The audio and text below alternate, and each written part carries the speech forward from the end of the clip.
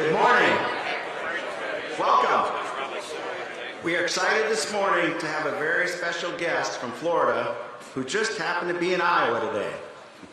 We are blessed in Iowa to start the presidential campaigns and witness history firsthand. In just 5 short days, the eyes of the world will focus on Iowa as we kick off the Republican primary selection process for this year's presidential election. We are honored today to have Governor Ron DeSantis with us. A native Floridian with blue-collar roots, Ron DeSantis was raised by his mother, a nurse, and father who installed cable boxes. He attended Dunedin High School and worked his way through Yale University, where he was captain of the varsity baseball team. He also graduated with honors from Harvard Law School, where he earned a commission in the U.S. Navy as a JAG officer. He was deployed to Iraq to support the SEAL mission in Fallujah and was awarded the Bronze Star for his service. After his active duty military service, he was elected to Congress in 2012, where he championed Veterans Administration reforms and expanded support of mental health programs. He was then elected governor of Florida in 2018 and was overwhelmingly re-elected in 2022. His work as governor has ensured Florida is a free and safe place to raise a family.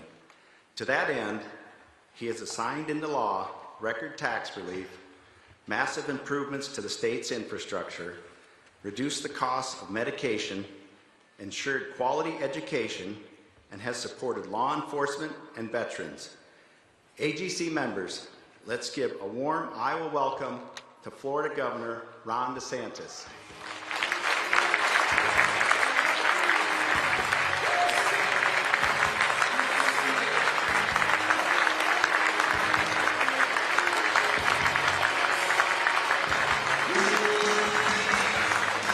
Thank you. Good morning. Thanks so much.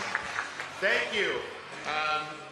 I think I can say that I'm a little bit of a rare creature here, a Floridian who goes north in January, because I can tell you down in places like Southwest Florida, I got half the Midwest down there because it's 75 degrees, and you can understand why people would want to do that. But it's great to be here with this group. I know how important all these enterprises are for the economy here in Iowa, but also what people like you do all across the country. I know that there's contractors in Iowa that I've met that are doing good work in Florida for us for a lot of the stuff that we're doing.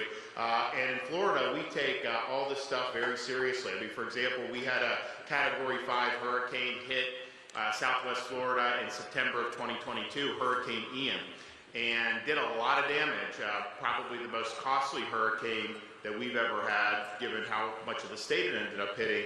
And one of the things that happened were you had 2 bridges, one bridge going to Pine Island, and then the causeway going to Sanibel that got knocked out. Pine Island Bridge was blown away. Sanibel had 3 breaks in the causeway going out to the island. These were not state bridges, they were local.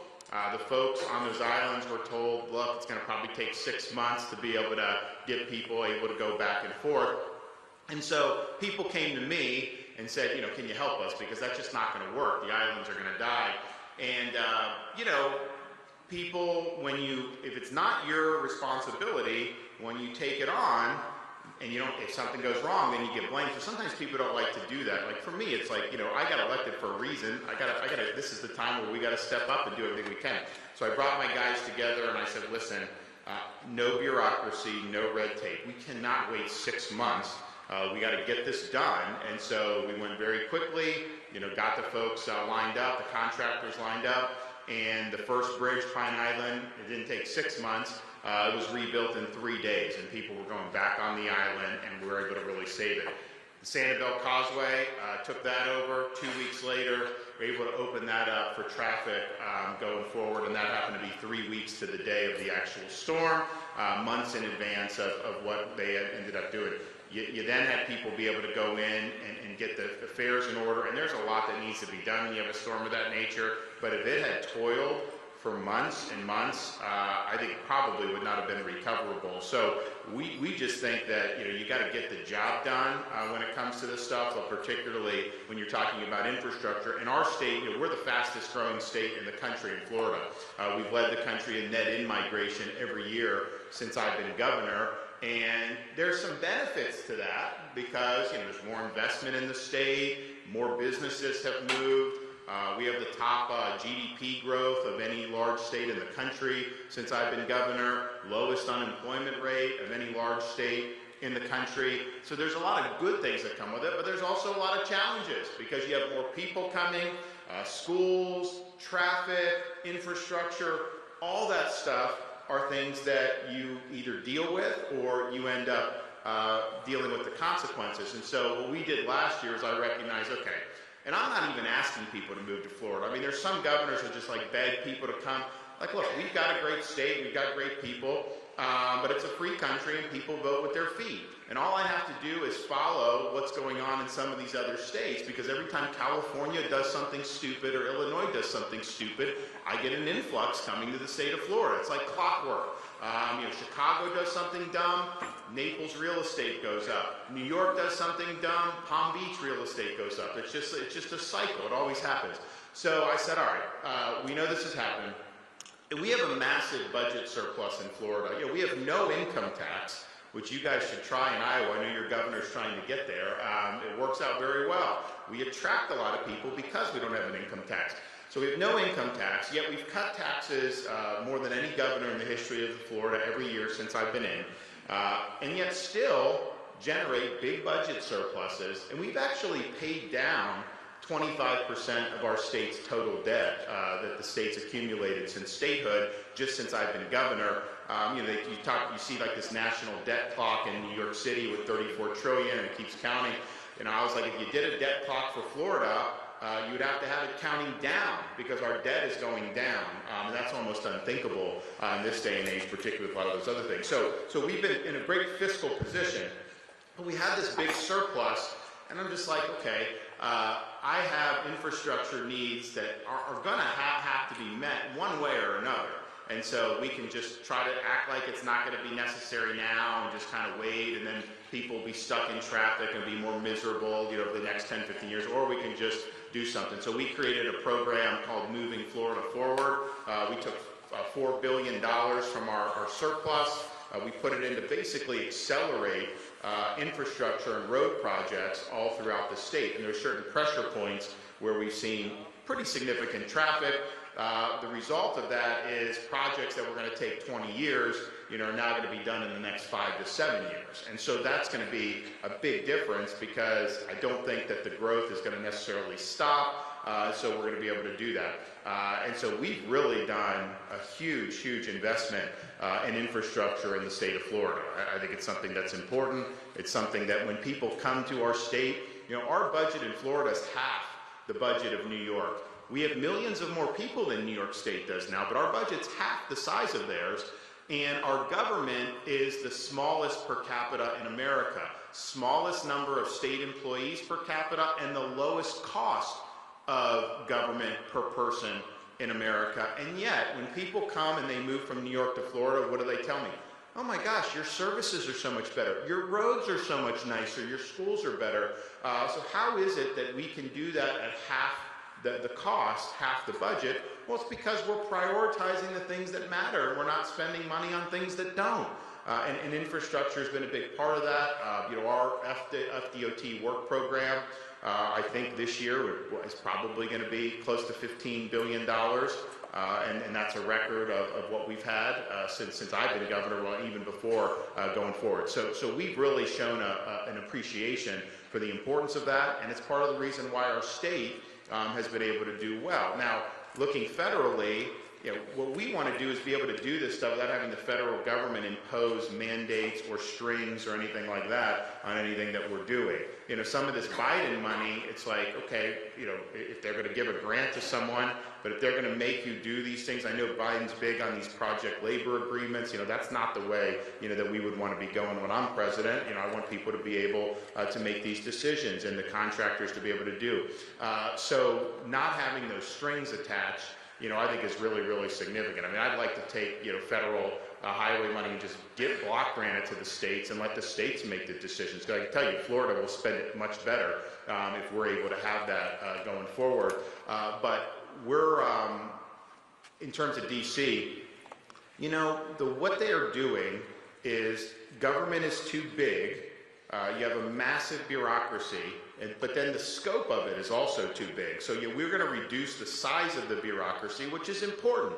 But I think even more important is reducing the scope, because government's getting involved in things that it shouldn't be getting into. I mean, I've traveled around Iowa. I've gone to all 99 counties. You have things like waters of the United States. You go in and you see a puddle on somebody's farm, and all of a sudden there's federal jurisdiction. Now that went to the Supreme Court pushed back, but Biden administration is going to try to do more and more. That is way, way outside anything that would be acceptable in terms of the proper scope of the federal government. So we'll be on a mission to reduce both the size and the scope, because I think if you look at a lot of the things that they're doing, whether it's ESG, whether it's so many of these other things, that's going to be costly. It's definitely going to be bad for the economy, and it's ultimately bad for individual freedom. No one's really been able to go in and methodically work to rein this in. And the reason is because it requires focus, it requires discipline, it requires an understanding of the levers of power that a president has at his disposal, and it requires a view that this is not going to happen in a day where you just flip a switch, that people have accumulated power in this bureaucracy for a long time. They're not just going to give it back. You've got to go and you've got to unwind this, but that's going to be a priority for us, because I just think that we can't go on where so much of the things that happen in this country are governed by unelected bureaucrats, and that's true across the board with pretty much anything that we're dealing with. The other thing is you look at the debt, you look at how Congress operates, and people are always very dissatisfied with that, and I am too. And yes, electing a president that is going to shake things up will make a difference. But ultimately, the reason why Washington keeps churning out the results, the poor results it does, is because that's how the town is wired. The incentives are to do what is going on right now. And so you really do need to change the incentives. And so we in Florida, we have done things to certify changes through Article 5 of the Constitution, but I do think you need some serious structural reform. I mean, things like term limits for members of Congress would be hugely beneficial. I mean, we have them in our state legislature. People go, they know they're going to be there a limited time. Their incentive is to try to get things done. Their incentive is not to stay in office for 30 years because they know that's not something that's viable. We also need a balanced budget requirement for the Constitution. We have that in Florida. I think you have it in Iowa. You go in knowing you're going to have to make choices. You're going to have to do this so that it's sustainable. Washington doesn't have to do that. They can just put it on the credit card. Line item veto for a president. I have it as governor. I can veto individual spending items. I mean, there are things that your tax dollars get spent on, promoting transgenderism in Bangladesh. Why would American tax dollars go to something like that? But it's because they'll put a big spending bill on the president's desk. You either fund everything or you fund nothing. And so, of course, there's going to be a lot of things that are going to be there.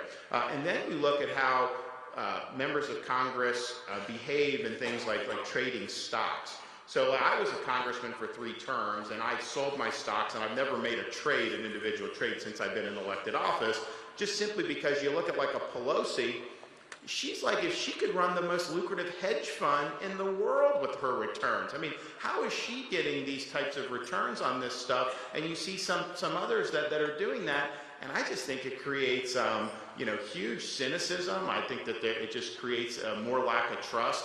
So I don't think they should be able to be trading individual stocks. I think that would be a good reform, put it in a trust or put it in something blind. But when you see people that were, buying all the disaster preparedness stuff or the pandemic stuff, a month before COVID really took off or things, you're like, well, why would you have decided, to do that? What information that you had?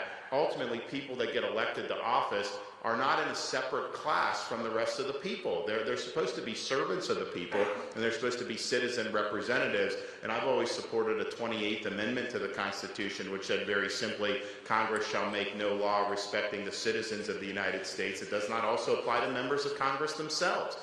because you don't want a situation where you have separate class of rulers versus people. We're all supposed to be American citizens. Some are called to serve, some are elected to serve, but ultimately you are there to serve and not to rule. So we're excited to be here. We're going to have a debate tonight in Des Moines. It's going to be on CNN, I think, local broadcast. And then we'll basically just be barnstorming all the way for the rest of the time. I actually had to go back to Florida to give the State of the State address on Tuesday, and I flew up right after that, and I forgot. I actually do have a winter coat, and I forgot it, and I left it at home. So the next people that are coming up from Tallahassee, they're going to bring my winter coat, but I think I looked at the forecast for Monday. I think I'm going to need much more than that. I think I'm going to need the earmuffs and all that other stuff. So any tips you can give me? I have been in cold weather in my life. I've never been in -10 or -15. So, but it's an honor to be here. I'm happy to take your questions. Thanks so much. Appreciate it.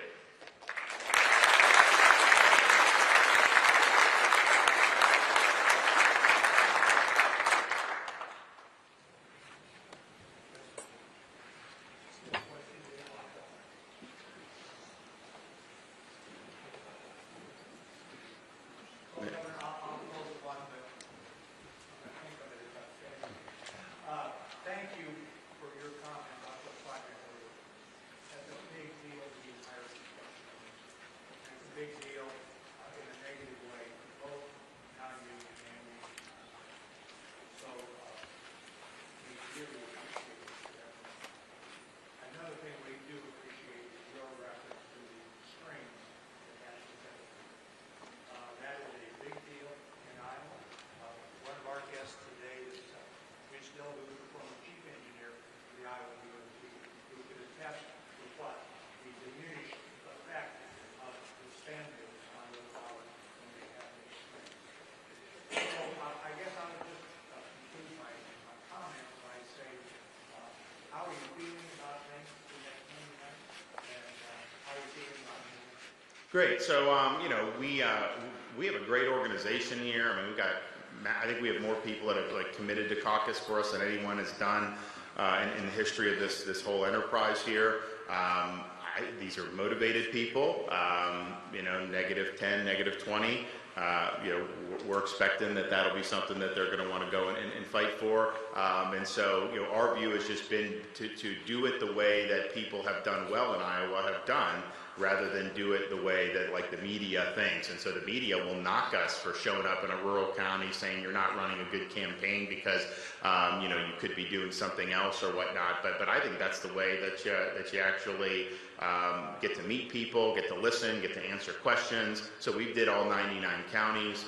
We have all the counties organized. We've got massive numbers of volunteers. One of the things that we have that I don't think the other campaigns have, I have people coming from all across the country to just come here and knock on doors, phone bank, do all these things, who I've never met, who just were inspired by what we did in Florida, maybe fighting the COVID lockdowns, inspired what we did, standing up for education and kids or whatnot. And so you have people that are paying their own way to come to fly to Iowa in the middle of January from warmer climates, paying for hotel, doing that so that they can go knock on some doors, or so that they can go hand out literature, or that they can make phone calls. And then I also have a lot of people who are in the Florida legislature who are doing the same. I've got a lot of people who had served in our administration, people that worked for me when I was a U.S. congressman, paying their own way, coming up, being able to knock on doors. And we had one of my guys who did the budget for us in Tallahassee was knocking on doors, and there was an Iowa voter who was really interested in the intricacies of Florida's budget surplus. Well, you had the right guy right at your doorstep to be able to answer all those different questions. So I think that's something that shows folks, really we have some true believers, which I think is really, really good. And the media, they have their narrative on this, but I think Iowa's typically bucked the narrative when it comes to some of this nonsense that these folks spew. And I can tell you, I ran for re-election in 2022. I won the biggest victory that's ever happened for a Republican in the history of Florida in a governor's race. most of the polls did not have me winning by that much. They had me winning, but a lot of them people thought I'd win by 5 or 6. We won by 20. So I think the reliance on that, I think, is way misplaced. I think you look to see what's happening on the ground, who's delivering message, who's showing up to answer questions and showing up to debate. And I'm the only one that's really done all that. And I think it's going to pay off for us on Monday night. Anybody here who's committed to caucus with us, thank you. Try to bring a couple other people. And if you have it, we'd love to sign you up going forward. Yep. If you're elected, what's your stance going to be on the push for EVs? State of Iowa, a lot of us live in very rural areas, and we're probably lucky to have electricity, let alone have charging stations. But what's your push going to be, or how are we going to do the Biden push for EVs? What would you do about that if you were elected? I'll repeal it. I mean, it's ridiculous that they're doing this. I have no problem with people, market-based. If Elon Musk sells cars, I couldn't afford that, but I mean, people like it, that's fine. But to mandate that is a huge mistake. I was in California when we did the debate at the Reagan Library back in September, and I actually did an event with the truckers at the Port of Long Beach because they're imposing a mandate on big rig trucks for EV. So literally, you have all this stuff coming to the port, the loading into these trucks. This is critical for our supply chain. Disruption of that will cause inflation. And so what? They go 100 miles and then they need 12 hours to charge, and then they're going to do? I mean, it's going to be ridiculous. You can't do that. If you look at the California, they also have a mandate. It hasn't taken effect yet, but it will soon. Only EVs. If you want a new car in California, pretty soon you're only going to be able to buy electric. They're not going to let you sell an internal combustion engine. Now that's going to be more expensive for people, obviously. It'll cause used cars to go up in value, and so it'll be harder for working class people to afford those. But here's the kicker. A couple days after they did the EV mandate, they announced that was going to go. They did an announcement saying asking all EV owners currently not to plug in their EV because they didn't have enough capacity on the electric grid. And I'm thinking to myself, well, wait a minute. I mean, what's going to happen if you have another 10 or 20 million? And then what's going to happen nationally if you do? So first of all, when California does stuff like that, it impacts the rest of the country because it's the biggest state. They did this Prop 12 going after the pork producers. That's affecting people in Iowa in a negative way. They have such a big market that that will have an impact. But then the federal, to say you're going to have a certain amount that are EVs, there's not demand for that, first of all. They're going to be piling up on lots, and the car companies will go bankrupt if you end up doing it. So we'll reverse all of the EV mandates. I had a bill in Florida last year they gave to me saying, make the state vehicles to be EVs, because we do have, prior to me getting there, there's things saying try to make it fuel efficient, try to use renewable fuels, all that, and that's kind of currently in law. Then they're like, well, do EVs, and I vetoed it. I'm like, why would we want to force that? So, no mandates on any of that. Saving the American automobile for the American people will be a priority for us, and we will get that done. Governor, on that topic, in Iowa, we do collect a user fee for EV vehicles. They have to pay for their ability to use the roadway. Senator Whalen Brown with them today, who I know you know, and he helped us get that. The feds need to consider getting some type of federal excise tax going to the federal government for the use of those roads, just like we use the gas tax. Well, it's interesting. Take away the mandates, and people have tried to say, well, how many, there's going to be more and more EVs on the road. It's still an infinitesimal number, relatively speaking, in most parts of this country. I mean, very, very small. I wonder, without mandates, how much you actually would get in terms of EV, because I just think people, they want to have control. I mean, just think about like in Florida, when you have a hurricane, the power is going to go out, right? And so all of a sudden, you're at the mercy of, and look, we work very hard to get it all back on very quickly. It's something we take pride in, but that's definitely not true in every state in this country. And there's people that are without power for 4 or 5 weeks routinely after these storms. We really work hard to avert that. But you have an EV. Okay, what are you going to do then at that point?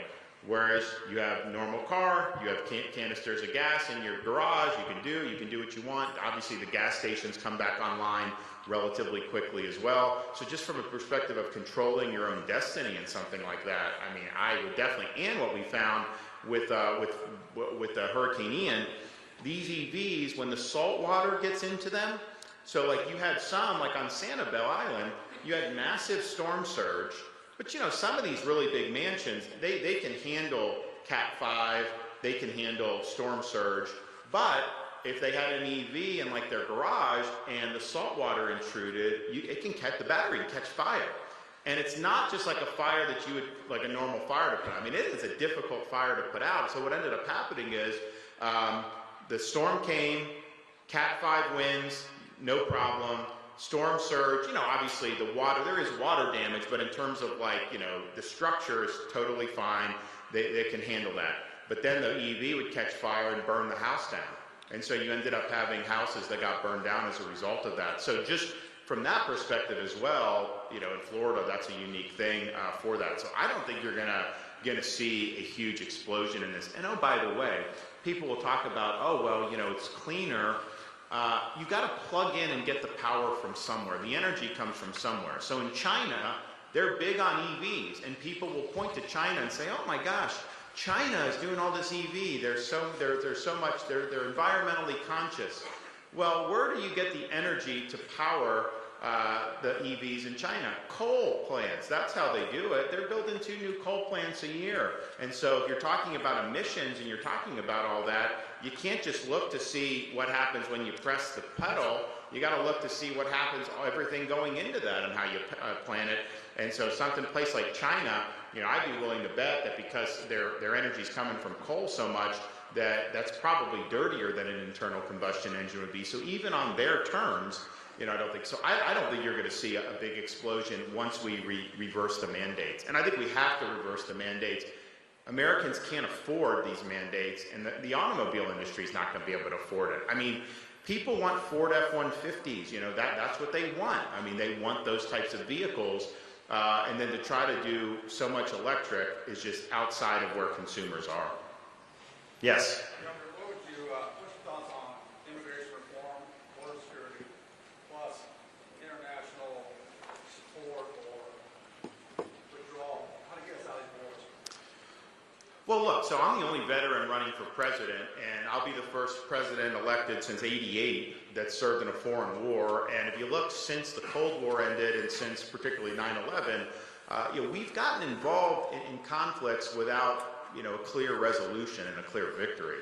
And so as commander-in-chief, you know, my view is you achieve peace through strength. We're going to have a strong country. We're going to do a lot in the military to get the political nonsense out and the social experimentation that they're doing. And I'll get that out on day one. Focus on the mission, promote based on merit. Morale will go up, recruiting will get better. And we do need to do more things with particularly naval power in the Pacific to be able to deter China. So there's a lot that we need to do. And I think if people are allied with us, they'll have a great friend. If people are enemies of us, you know, they'll have a very fearsome enemy. We don't wish anyone ill, but if people do, they would rue the day if they mess with us. And I think that's how you deter conflict, be able to do that. If you're going to ever put people in harm's way, which I hope you wouldn't have to do, but if you do, it's got to be for a vital national security interest of this country. The mission has got to be clear and achievable. The people that are pursuing that mission, our troops, need to have everything they need to accomplish it, and then you bring them home after that happens. So, for example, we've got folks in Syria, we've got folks in Iraq, and what's happening? They're getting shelled by these Iranian-backed groups. They're just basically sitting ducks. Biden will lob some ordinance at like empty warehouses. You have Houthi rebels disrupting commerce at sea, and we don't really do anything about it. You know, that just invites more of that. But I would never just have our troops just sitting there as sitting ducks without a robust response. And so I'm going to be, I think, a president more in line with the successful presidents like a President Reagan, Eisenhower, folks who did that, rather than folks who think that somehow, you know, we can remake the world with the military. You know, I was in Iraq when they were saying create a democracy in Iraq. They said Iraq wants freedom. Well, their view of freedom was not our view of freedom. It was a different culture. Their view of freedom was submission to Sharia law. They wanted Sharia as their governing. We do not view Sharia as freedom in the United States because it's very restrictive. But that's what they viewed. And then you ended up having a situation where you had Sunni, Kurd, Shia. The Shia were the most numerous. They all voted in a block one way, and now the Shia are aligned with the Iranians. And so you have Iran is really pulling the strings in Iraq after doing that. So we just have to understand, we can't impose our way of life through the U.S. military. And when we've tried to do that, it just hasn't worked very well. And I look at like the Afghanistan withdrawal. You know, there were a lot of people that served there. I did not serve in Afghanistan. I served in Iraq, but I know a lot of people that did, and people served very honorably, and they did a lot of stuff to just have the rug pulled out like that and have 13 service members killed, to have all that equipment left over there. What a fiasco. I mean, that is not a victory for this country. So I'm mindful of that. I think getting sucked into things that we just kind of toil, or there's no end game in sight, no mission. That has been a peril for our foreign policy for many decades. And so, you know, I think we'll be much stronger, much crisper, but be able to kind of, you know, go through some of these beltway tropes that they put out about, oh, this or that really, when you look under the hood, is not doing much. Now, on the border, I view the border as a national security problem for this country. You have people pouring in, over 8 million people have poured in under Biden. And so when this started happening in 2021, I sent Florida folks to help Texas at the border. So I went and visited our folks, and the thing that struck me is I saw that basically the federal government let people come across the border, like wouldn't even try to stop them. So they come, and then they basically kind of sign up, or if Texas or Florida or whoever stopped them, you turn them over to Border Patrol. And so Border Patrol would give them a sheet of paper and just release them, basically. And so I'm there, and one, I was like, well, this doesn't work. I mean, this is not a disincentive at all. But two, the people that were coming in, I didn't see anyone from Mexico coming in. I didn't even see people from Central America, and I know there's been a lot from Central America, but I was seeing people from like Libya, Haiti, all across the world. And that's the thing. China has sent people, Iran, Russia, other Middle Eastern countries. And a lot of this is military-age males. Is that really what is in the best interest of this country? And now you just have New York City. They are commandeering a school in Brooklyn because of so many illegal aliens that they have in their city. So they're having the school kids stay home so that they can use the school to house these people. And I'm just thinking to myself, is that just not like the perfect snapshot of everything that's wrong with this country? To put your own citizens last, to put your own school children last. So that will stop when I become president. We're not going to let people just come in and make bogus claims. We are going to do a border wall, but we're going to hold the Mexican drug cartels accountable. They're bringing in product. We have tens of thousands of fentanyl deaths every year. It keeps going up. And this is intentional, it's deliberate. And what happens is, because I've met parents all across the country who've lost kids to fentanyl, it almost always is someone is taking something that they think is not necessarily risky. If it's laced with fentanyl, that could be enough to poison you to death, and that happens. And this is a tragic thing that's happening, and it devastates families, it devastates communities. And yet, DC, they're just letting it happen. So I view them as similar to like foreign terrorist groups. So we're going to disrupt the cartels, disrupt those networks, and ultimately bring an end to this. But that's going to require leaning in and using commander-in-chief authority in ways that other presidents have been scared to do. But my view is when Al-Qaeda attacked us on 9/11, 3,000 dead, there was never a question we were going to go get retribution. But yet, this is intentional, where they're putting this poison into our country. You're talking about hundreds of thousands of deaths over the last 5 to 10 years,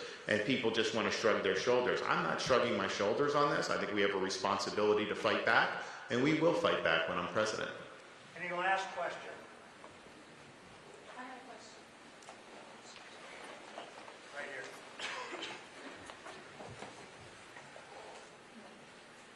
My question is concerning the mental health crisis.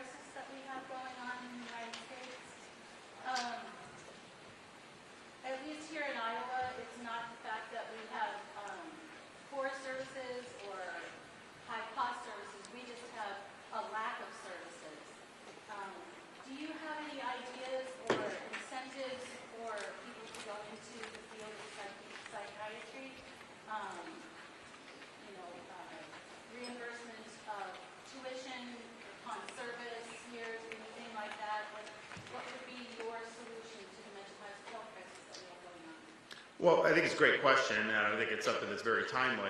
I think that there's a number of different layers to this. I mean, one, I think you have younger people, school-age kids.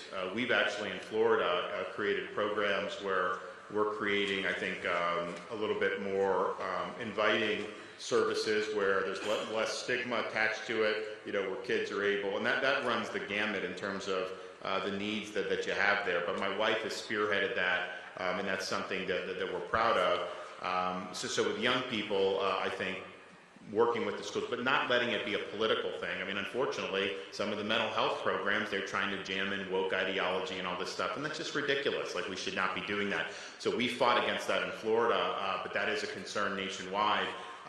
The other is in these kind of extreme cases where people have really serious problems and they're a danger to the community. And we see it, you know, when you have some of these really horrific acts of violence. You also just see it in some of the things that happen on the streets in places like San Francisco and things like that. You know, some folks are better off in an institutional setting. The public is better off if they're in an institutional setting.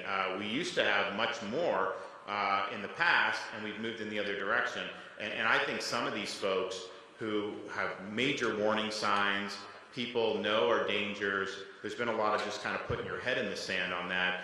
You know, I think we need to make it so that you know, you can have some of these extreme cases where folks can be committed to an institutional setting. I think I think they will do better than just being in general public. But then I also think it'll protect the public as well. And then another component to this, where I think we can have the most direct impact in terms of the federal government, is with veterans' mental health.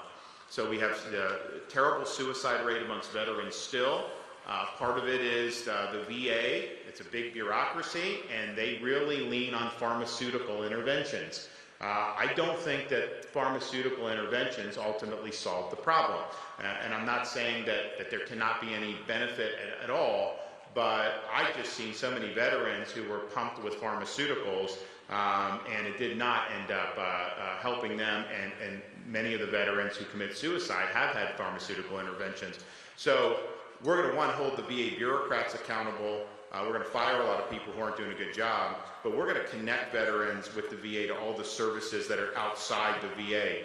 Because we have, for example, in Florida, we have a program, it's a charity, a veterans charity called Canines for Warriors. They train service dogs to be able to work with veterans who have post-traumatic stress. And that what they'll do is they will, the dogs are trained to understand the symptoms when vets having a hard time, and then they can come in and mitigate it. And guess what? The suicide rate is very, very low once that happens. There's also different clinics associated with private that do specific veteran mental health programs.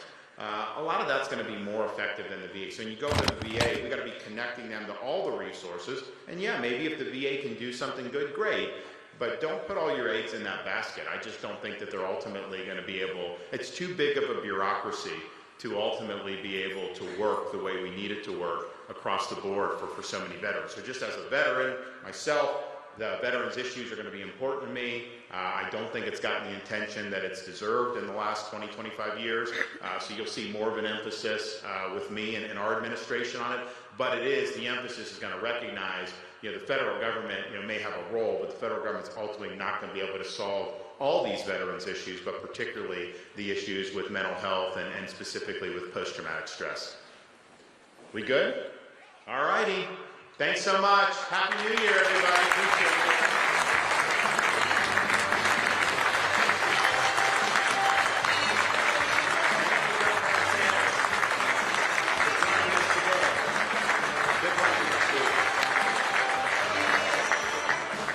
I do think the governor will be around for a few minutes if anyone would like to meet with him. Thank you.